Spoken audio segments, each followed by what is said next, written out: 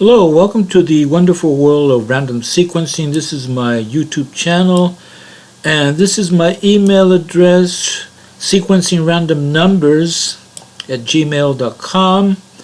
And we're dealing with Super Lotto today, and we're going to be talking about the if you see a 10, you'll get an 18, or if you see an 18, you'll get a 10. And what I mean by 18, it could be a 1 linking to an 8 or 10 linking to an 8. So let's begin, and starting off, we have to go way to the bottom here. And what we have here is basically a lot of 10s. You can see there are a lot of 10s right there. So they could be forming 18s here, and so it's kind of robbing this area over here. Now, one thing to note is that these sequences here, all these sequences here, they could create sequences over here in the these random parts, right? So it's important to understand this, that even though this has been created way in the future, before even these sequences have taken place, right? So, but they have a direct relationship. In other words, there's this synchronicity. The things that we have planned in the future, which is the calendar dates and the numbers that we've assigned to these, are in chronological order, as you can see, right? And you got a month, you got the day, and you got these numbers. All these numbers, obviously, all these numbers here have a relationship with these sequences. So it's important to understand that. Now let me just show you how these 10s kind of rob the sequences over here in this particular sequence, right? Because in other words, we're looking at a 10 that'll sequence to a 10 that will create an 18. So if you go like right here, well, here's an 18, right? And one thing to note is that these are bridge numbers, and they help to combine numbers and sequences. So in other words, the 11 is just basically the equal statement. And this is the 13, it's the I am statement. This is 14, the I form statement. So they sometimes are used to bridge sequences. So in other words, here's the 10, right? And so immediately, you could see how it links right here with this bridge number. And so what follows is a 10, right? And this 10 links to this 14, which links to this 8. So basically it creates 18. So basically the 8 links, and it uses the 14 to bridge on this number, and then it uses this number to bridge to that. So it's kind of a weird sequence, but it's all within the calendar date. So, but most of it works out better over here. In other words, over here, you could see that we have a 10, right? And that 10 is going to link to an 18. So there's your 18 right there. And if you go to this number, again, I told you about the bridge numbers, right? There's 14. Now, sometimes these numbers, they're reverse sequence, and they create the same thing, functionality as this 14. So if we have an 18 here, right, and then we create the I form statement, there's the I form statement, it's sequenced to a 10. See that? And let's see what else we have here. We have the 21. And what happened is, in this particular situation, is that this 11, which is sequences to this 21, and so 21 carries the statement to 1. So in other words, these two numbers are acting like a bridge, which is the 11. And then it sequences to the 18 here, see? So these two numbers act like a bridge, as one number as a bridge, and it links to this 10 here, as you can see, 10, the bridge number, and it forms an 18 right here. Now, as you can see, we have right here we have a 18 formed, right? And this 18 sequenced to a 10. Then it created another 10, and that sequenced to an 18. See right there? And over here we have a 10 that sequenced to an 18, and this 18 sequence to a 10.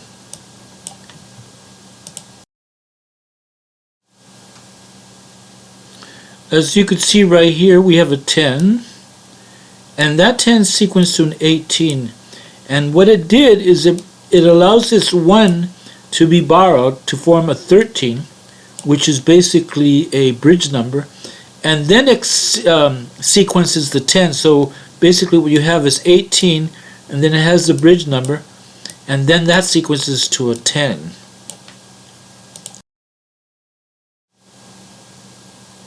So as you can see, it does work out well. Occasionally you do get some gaps.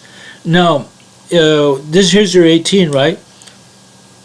And the only way that it actually made sense in this particular situation is that these numbers, now these numbers are always constant, right? They go for at least 10 or 15 or probably about 10. So you can see right there, the 1 0, that's a 10, and over here, I think, yeah, 1 0, that's at like another 10. So they did create a gap, but in most sequences, it does work out pretty well. In fact, right here, we have an 18, right? This is your calendar date, and right across it formed a 10. See, so they do work out. As you can see right here, we do have an 18, and there's a 10, so there's another 18, right? 18 sequenced to a 10, so that worked out right there. Here's an 18, and that's sequenced to a 10 over here.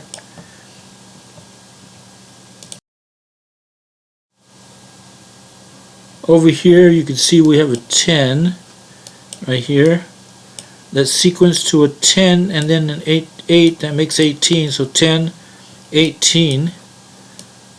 Over here we have a 10 that's sequenced to an 18 here, right?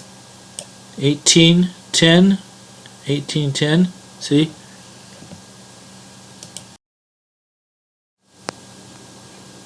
So over here we got an 18 that's sequenced to a 10. Over here we have an 10, sorry. Here's your 10, and that's sequenced to an 18 right here. See?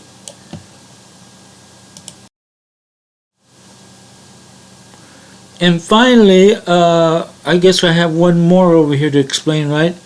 And this is a 8 linked to a 10. That's 18, right? And that's going to sequence to a 10. So that's pretty much. Now, as you could see, just look at the calendar date. This is Super Lotto, right? So if you wanted to see that, you could see that these numbers are correct. And so I hope you enjoyed these sequences. Now I'm going to show you how you could logically win the Lotto here. Now, what are we targeting here? 27. Let me see if I can find it. Okay, so let me explain this sequence. The same sort of theme. You know, you have a 10 there, right? And so you already know it's going to form an 18. Is it going to be a regular 18 or an extended 18, right? In this case, you could see that it did create an 810. Now, if you were to assume that, right, that would be wonderful. You'd get two numbers right there. Now, one thing to note is these numbers that are spread out like this. This is 27. Now, let's find out what 27 is. 27 carries the statement 7, 7. And 7 plus 7 is equal to 14. So 27 is equal to 14. So you have a 27 there, so you probably want to put a 14 there. Now, the 17. Now, here you could see right here that you form a 17, right? So you might want to put a 17 right there. And one thing to note is that you got this is a 2. It's like a factorial. A factorial of 20, you know, so that means 20, and so that's equal to 40, so you probably want to put a 40 right there. Now notice that 13. Whenever you get a 13 that links over here to a 33 that links to a 13, and to show you better is notice how you have 33 and 13 right there. If you add the 3's, 3, 3, 3, that's 9. When you link it to a 1, that makes 19, so you probably want to put a 19 right there. And so, so where we're at here, right? So you have just won the Lotto! I hope you enjoyed this. Now, I got a lot of the equivalent sequences.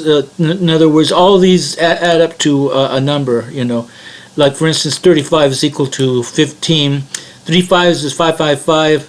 5 plus 5 is equal to 15. So all these sequences are logically, they have equivalent numbers. And I got those in the page, a ton of them, you know.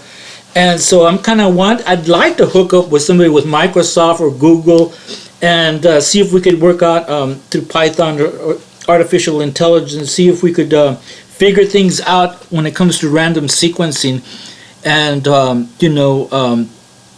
even if you have variables of like, say, 30,000 or 60,000 combination of numbers, but based on what I got, a lot of these sequences are just logical sequences, and so that's what Lotto is really. The random sequences is logical.